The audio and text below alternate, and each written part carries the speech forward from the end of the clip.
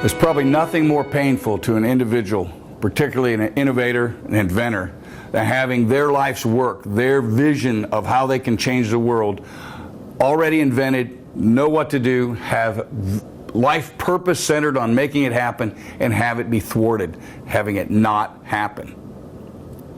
That, unfortunately, is a reality for most innovators.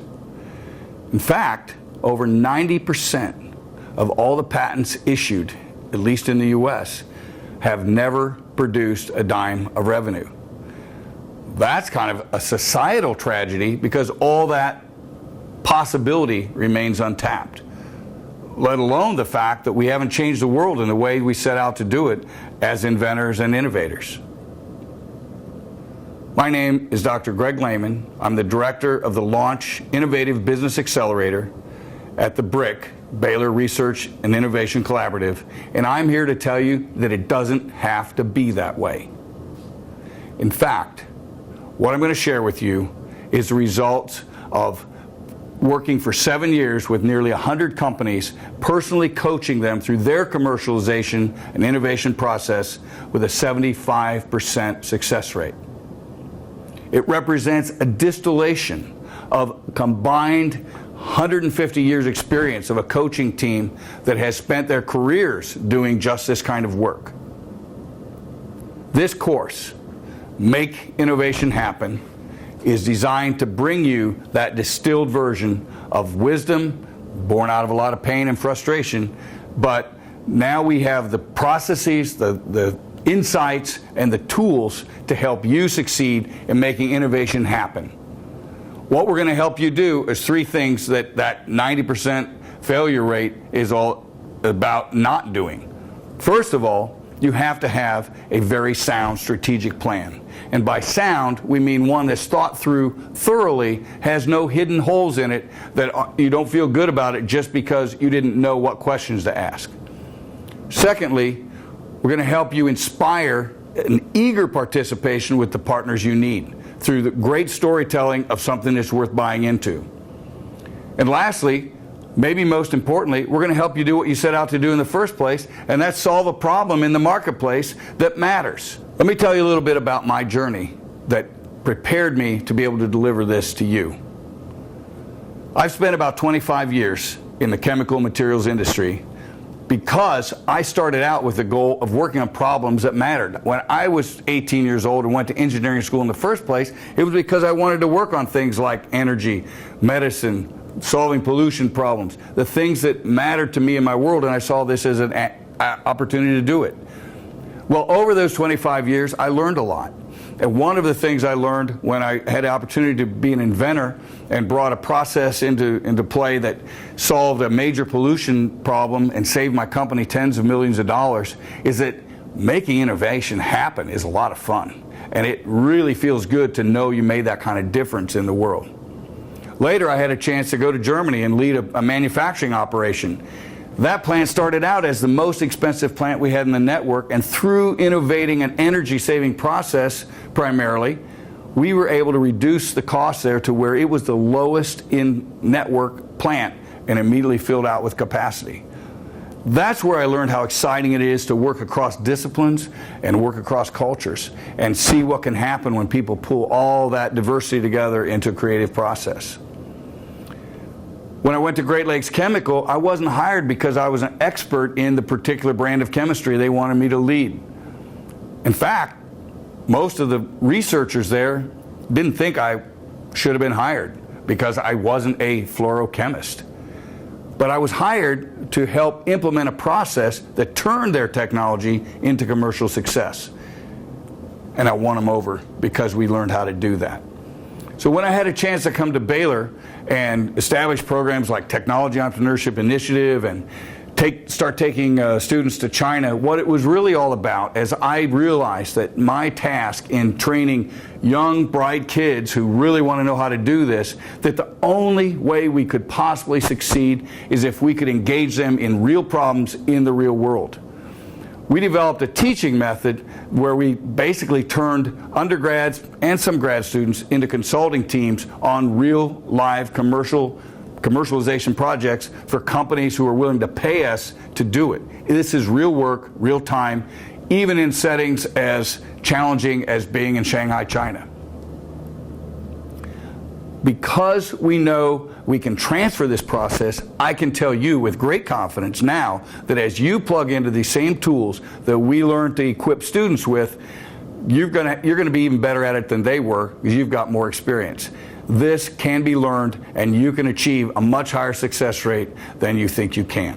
One of the things we've learned along the way is that even though failure seems inevitable when you look at statistics like only 10% success rate in innovation parks, only 30% success rate in major corporations, it's not inevitable because we know what goes wrong and we know how to fix it.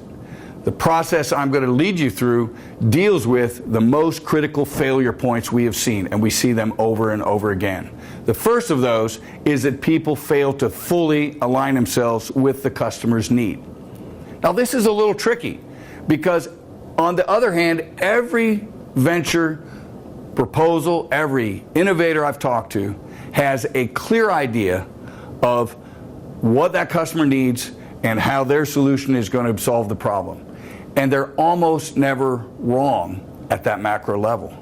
What they don't know is all the nuance and the detail of how that customer exactly needs to receive that solution, how they're going to evaluate it, all the details of how to make that connection really happen. This process fills in all those gaps and makes sure that you deliver the proper solution that the customer is looking for. Misalignment is a major issue. The second one is execution. It's a lot of fun to envision yourself as an inventor, for example, to take this all the way to be the next Bill Gates-sized CEO. But most of us don't have the range of skills to do that. We need help from other people.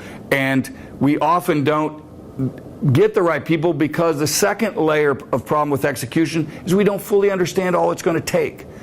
This process is designed to make you ask yourself the right questions, go learn the right pieces of information to know what all it is really going to take, and make sure you have the team in place to do it.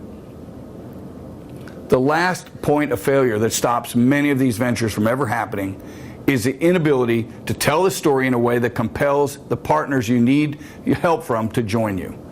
Storytelling is a different art than inventing. Got to be good at both.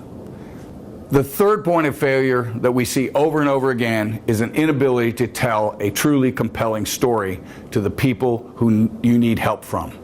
You might be able to tell it to yourself really well, but telling it to the people that you need to reach out to and get help from is a different proposition.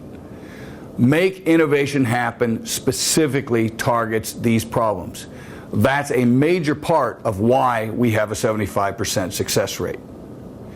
The Make Innovation Happen system consists of 7 modules.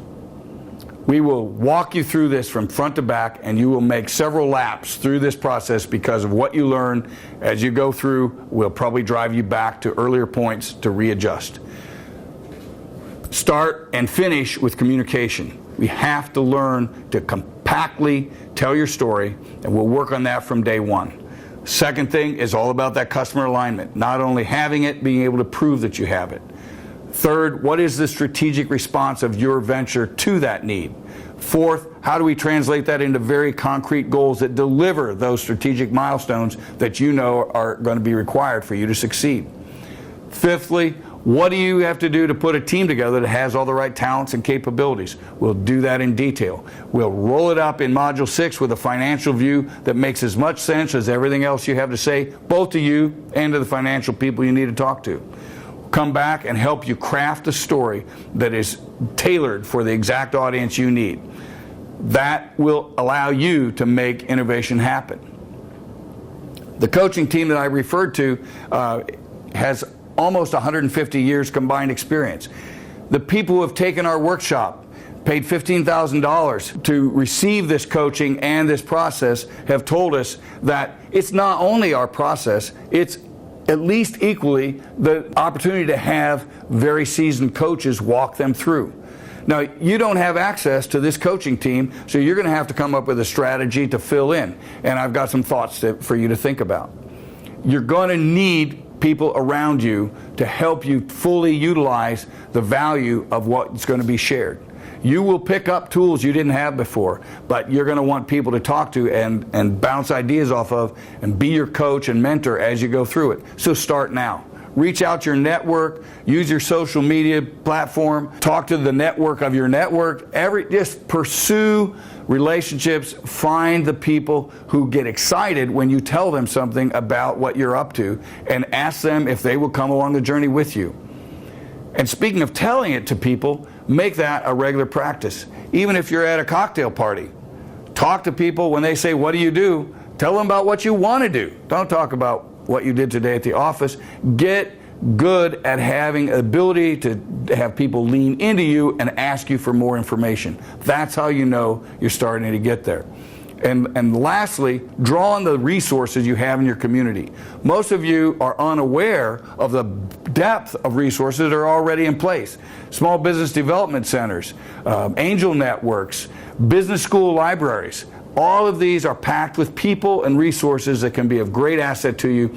You have communities around you who are looking for innovators who will succeed, and there is help available. You need to reach out in every direction you know, start building that team so that as you move forward into making your innovation happen, you'll have the help you need. When we come back and get started, as I said, we're going to focus on the ability to articulate very crisply what your idea is all about, and that's the best place to start.